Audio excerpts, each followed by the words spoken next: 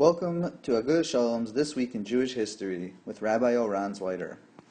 This week, I'd like to discuss our 26th President of the United States, Theodore Roosevelt.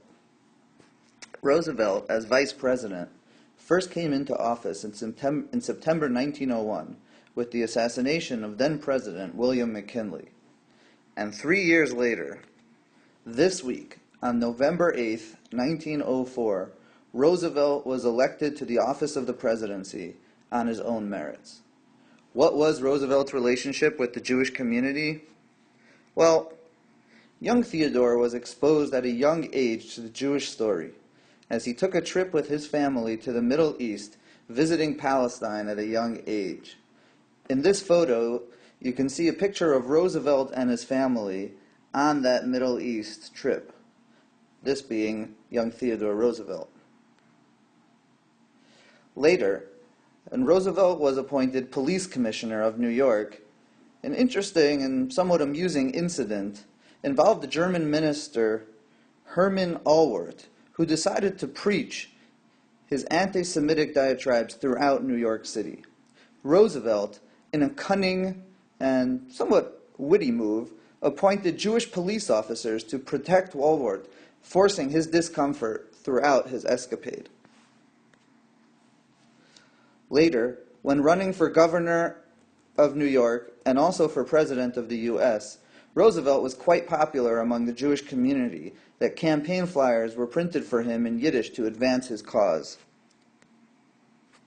As president, Roosevelt intervened on worldwide Jewry's behalf.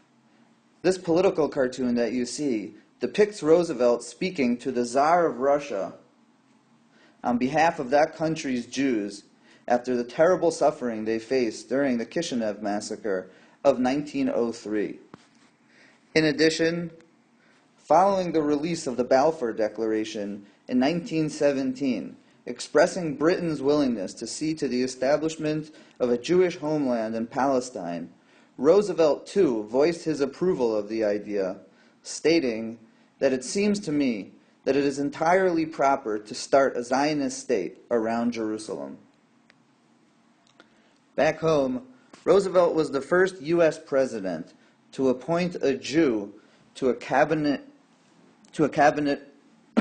position, appointing Mr. Oscar Straus as Secretary of Commerce in 1906. Roosevelt died at the young age of 60 on January 6, 1919.